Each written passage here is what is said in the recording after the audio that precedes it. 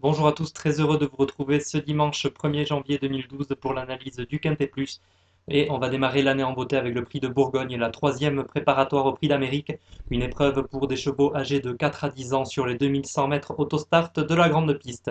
Dans cette course, ma sélection sera composée du numéro 3 Ridicash, un crack vraiment impressionnant, incontournable dans cette course, d'autant qu'il a tiré un excellent numéro derrière la voiture. Il avait gagné cette course l'an dernier avant d'aller remporter le prix d'Amérique et le prix de France. Cet hiver, il a gagné les deux premières préparatoires, le prix de Bretagne et le prix du Bourbonnais. Il est incontournable, je le retiens en tête. Ensuite, le numéro 8, Main Wise Ass, un cheval qui a été préparé tout spécialement pour cette épreuve par Pierre Lévesque qui sera à son sulky. Il faut se souvenir qu'en début de meeting, il avait gagné le prix Marcel Laurent face à Severino sur ce parcours. Déféré des 4 pieds, c'est un choix prioritaire. Ensuite, le numéro 16, Yara Boko, un cheval qui a brillé face aux meilleurs en Scandinavie.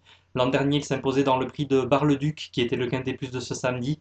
Il battait à l'époque Rêve de Bélève et Renora, deux chevaux de classe entraînés respectivement par Sébastien Garato et Franck Leblanc. Ce Yaraboko avec Jean-Michel Bazir, il a besoin de points s'il veut participer au prix d'Amérique et donc il peut jouer un premier rôle déféré des antérieurs. Ensuite, le numéro 13, Quilon du Châtelet, lui aussi un cheval qui a besoin de points s'il veut assurer sa présence le dernier dimanche de janvier. En dernier lieu, il a essayé de venir dans la montée, mais c'était trop compliqué. Jos Verbeek l'a retiré intelligemment de la course. Cette fois-ci, il revient sur un parcours sur lequel il avait brillé. Il s'était classé deuxième du prix René Ballière en juin dernier derrière Quaker Jet. Et donc, j'ai décidé de le reprendre en bonne place. Ensuite, le 12, Renommée Dobré, une jument qui possède beaucoup de vitesse et qui sera déférée des 4 pieds. Elle fait partie des meilleures de sa génération. Elle pourrait très bien faire une belle performance dans cette épreuve. Elle en aura besoin, elle aussi, si elle veut prendre part au prix d'Amérique. Ensuite, le 14, Save the Quick, une jument qui a créé la sensation cet automne sous la selle.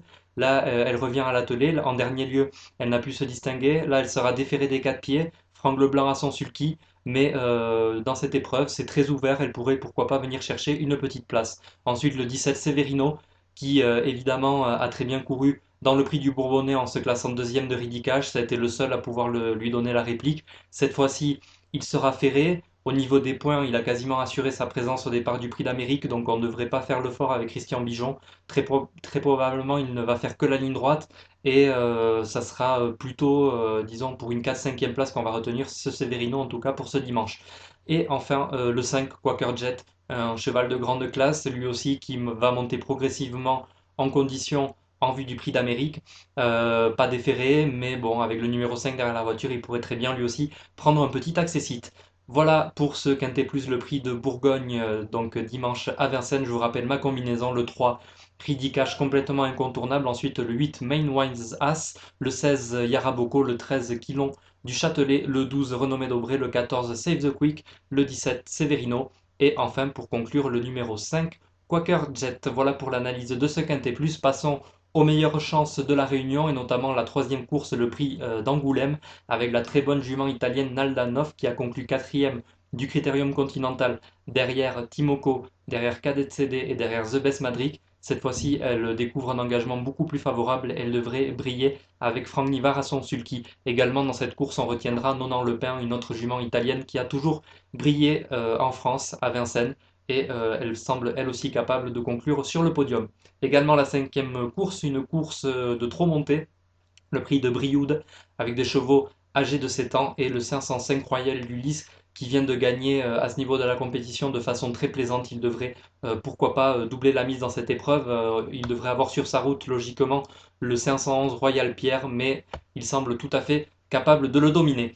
Enfin, la sixième course, support de multi, le prix du Croisé-la-Roche avec le 611 Swing d'Héronville, un cheval qui a déjà gagné 3 courses depuis le début du meeting d'hiver et qui va tenter la passe de 4 en cette occasion.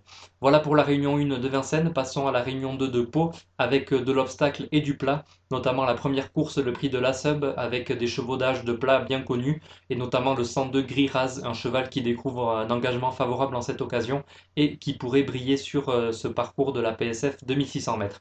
Également à suivre dans cette réunion, la sixième course, support de multi, qui sera le prix de Guettari avec des pouliches de 4 ans sur les haies sur la distance de 3500 mètres et notamment le 601 Royal à moi qui vient de conclure deuxième sur cette piste dans un lot similaire et rien ne s'oppose à ce qu'elle poursuive sur sa lancée.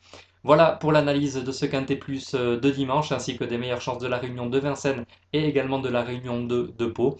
En attendant, je vous souhaite de très bons jeux et bien évidemment un excellent réveillon et une excellente nouvelle année 2012. Salut à tous et nous nous retrouvons plus tard. Salut.